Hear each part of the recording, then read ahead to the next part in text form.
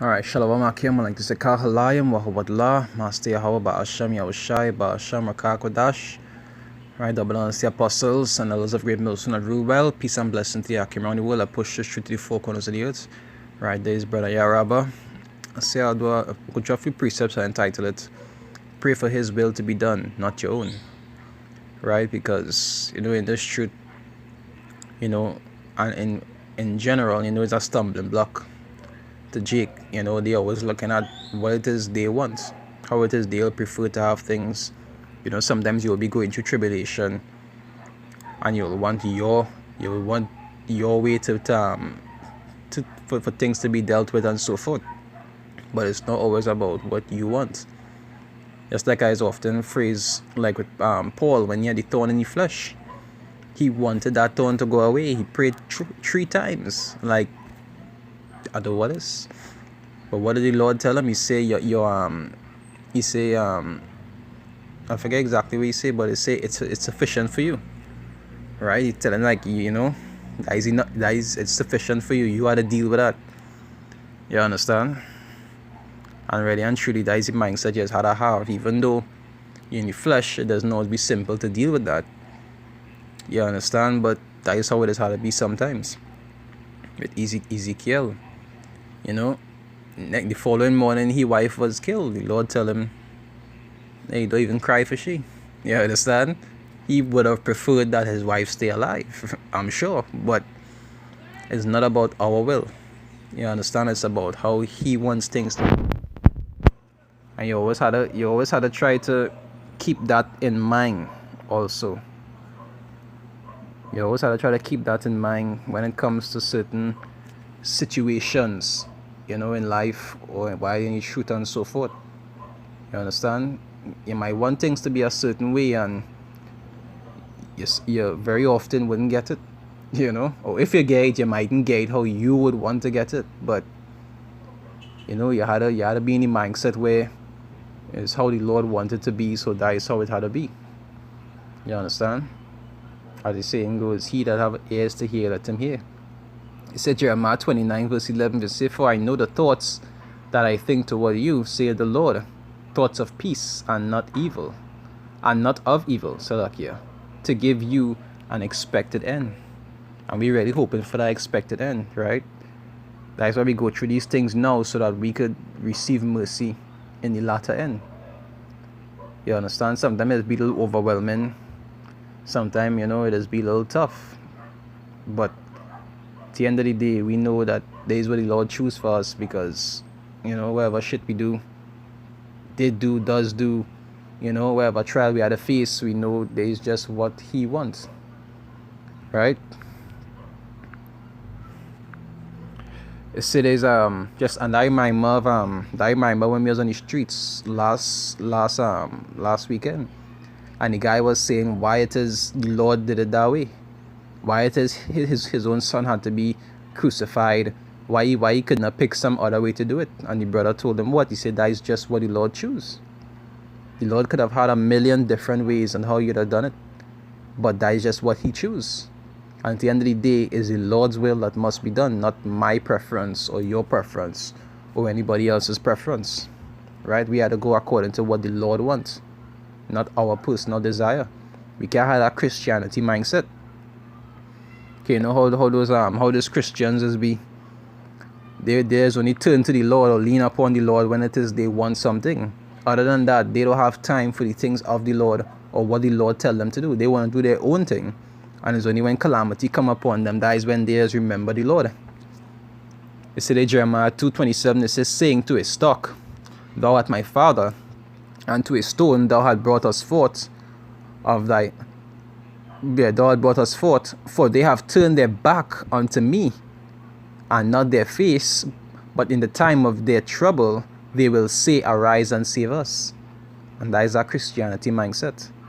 Not Christianity in the sense of, as apostles say, we is the actual true Christians, but the true term is Messianic, somewhere along that line. But these modern day so-called Christians, that is the mindset as they just be in. They want to live life how they feel like living it, and it's only when calamity come upon them That is when they just actually turn to the Lord to tell them, well, help you out of this predicament. But they don't have any interest in the Lord's will, how the Lord wants things to be done, nothing of the sort. But for the ones that actually have the understanding, who actually in this truth, we know it's the Lord's will that must be done, even though a lot of the times it might not be very pleasant. All right. But there's just what we had to go through. Scriptures say, it said, through much tribulation we shall enter into the kingdom. That is just how it is, right? It said in Romans 8 verse 28, it say, and we know that all things work together for good to them that love the Most High, to them who are the called according to His promise. And there is something that we have faith in. That we're going through these things now, so that we robes will be white and we will actually receive mercy in that time of calamity. Right? Like I say, there's you can't be any truth and have that kind of Christianity mindset where you want things to be your way. You want the Lord to make you rich. You want the Lord to give you a wife that don't give you no problems. Even though everybody might want these things, you have to understand that it wouldn't always be that way. Sometimes the Lord might give you one that will give you a headache. Sometimes He would make you poor. Probably not poor as in that you're on the street starving, but heavily afflicted financially. And if that is the case, even though it might be a little frustrating, if it's the Lord's will, you had to deal with it accordingly. You can't be like those that talk about in the Mark 4. It's when persecution arises for the word, they are offended. They drop out. They can't take this sort of struggling thing. You understand? Because they're so accustomed to being comfortable and so forth. You can't always watch it as and how it is you want it to be. That's what is teaching Christianity. When you come into the truth, the scriptures say what? Prepare your soul for temptation. As Ecclesiastes, I think it's 2? Yeah. Ecclesiasticus, that is in the Apocrypha, the book of Sirach 2 verse 1. It say, my son, if thou come to the Lord, prepare thy soul for what? Temptation. These are things that you'll have to go through. It wouldn't be pleasant. It will not be pleasant. A lot of the times it will not be pleasant. Why? Because you must be tried as gold in the fire, as the scriptures say. You wouldn't have things nice all the time. A lot of the time you wouldn't have things nice. It will vary from person to person. Because not everybody in the truth will be poor. Not everybody in the truth will have affliction with the family or with the wife or so forth and so forth. But whatever it is the Lord choose for you, that is what you have to deal with. Even though it would not be enjoyable or preferable to you. You had to deal with it accordingly. That is just the trial. Every man's trial is different, or one or two women that actually in this truth. All of our trials are different. Right? It says, set thy heart aright and constantly endure. You had to keep tight. Right? As Job say, I don't remember exactly the scripture. It said, though he afflict me, I will just paraphrasing. I don't remember exactly how it go. Though he afflict me, I will keep my integrity or so forth. And that is something he even tell his wife. He says, shall we receive good from the Most High and not evil? Whatever good you receive, you be glad for it. Whatever evil you receive, you have to try to deal with it accordingly. Because there's just what we had to go through sometimes. Right? It says, set thy heart aright and constantly endure, and make no haste in the time of trouble. Cleave unto Him and depart not away. So when it is you actually going through the affliction, you have to cleave unto Him. You can't want to say, well, I can't take this licks, so I want to go and serve Shiva or serve Buddha, because when I serve the Lord, I get too much licks. No, it don't work so. It don't work so. You have to stick. You had to take it. As the scripture is saying, I believe is in Micah, it says, I will bear the indignation of the Lord because I have sinned against Him. It's not like if these things you're going through it for no reason. It's something that you did. And you're going through these things to bear your punishment now through faith, so that when the time of destruction come, you will not have to deal with what they will have to deal with. You understand? You're taking your licks now. Because you have your reward to receive, right? Through faith. Right? So it said, depart not away. Not like some who are afflicted for the word and become offended under what? They depart, because they can't take it. You say, whatsoever is brought upon thee, take cheerfully. right? And be patient when thou art changed to a low estate.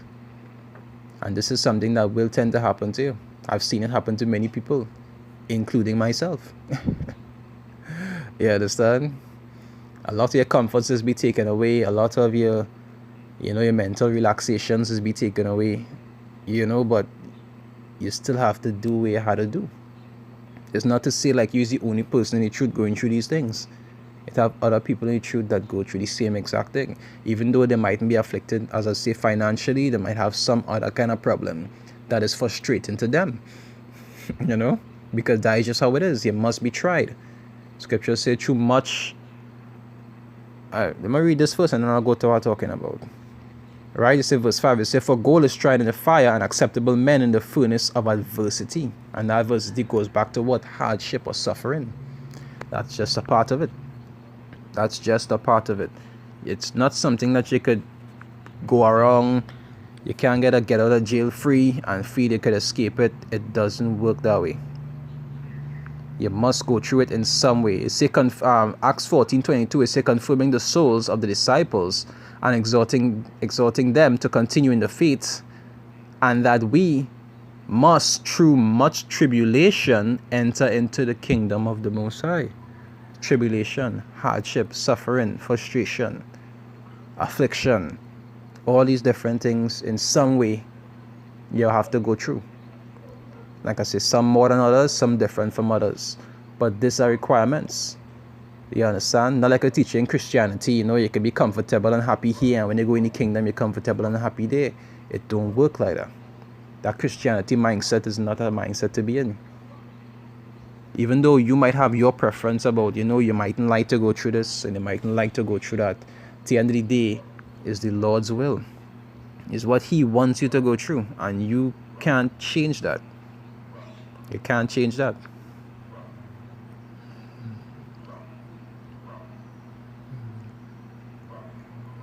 Right? You see,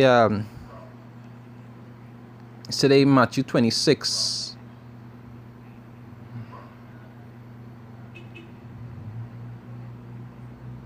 Matthew 26.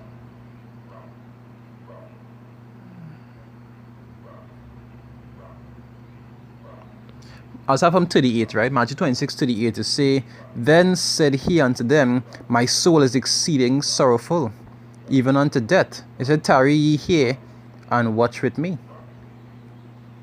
And he went a little further and fell on his face and prayed, saying, O my Father, if it be possible, let this cup pass from me.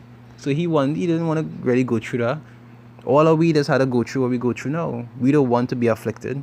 We don't want to go through all this hardship, but we know that this is the Lord's will. This is what we had to go through. This is the the door. As I talk about, I am the door. This is how we just go through the door, by going through these afflictions, by going out there and preach, by going through all of these different scoffing, people looking down at us. We don't want to go through these things, but we go through these things because this is what the Lord said we have to go through. If any of us had a choice, we would have been like, okay, let's just go straight in the kingdom and we wouldn't have to go through all this frustration. But this is how it's got to be. Same thing technically he's saying here, right? This is just what he had to go through to earn what it is he got. The same way we have to go through what we're going through to earn what it is we have to get. It's not how we want to do it. It's how the Lord said it has to be, right? It says, and he went a little further and fell on his face and prayed, saying, O my Father, if it be possible, let this cup pass from me. It said, nevertheless, not as I will, but as thou wilt. So he's saying, I don't really want to go through this, but let your will be done. And that is the mindset you have to be in. Even though certain things might frustrate you, it might get to you at certain times, like it got to everybody in the past, all the prophets and so forth. At the end of the day, you have to always remember that the Lord's will must be done. It's not about how we want it or how we would like it to be, but how the Lord wants it to be. And sometimes you just had to always dwell upon that. It is make where you're going through a little simpler or a little easier to understand sometimes. Okay, you know, when you're going through affliction or hardship, it has be tough to sometimes remember these things. You know, so I hope it was edifying to anybody that listen. You know, with that, I'd like to say Shalom Akim, Kahalayim, Wahawadla, Yahweh Bashem Yahushai. You know, double honors to the apostles, elders of Great Millstone that rule well. Peace and blessings to the Akim that pushes through to the four corners of the earth. Right, this brother Yaraba saying Shalom.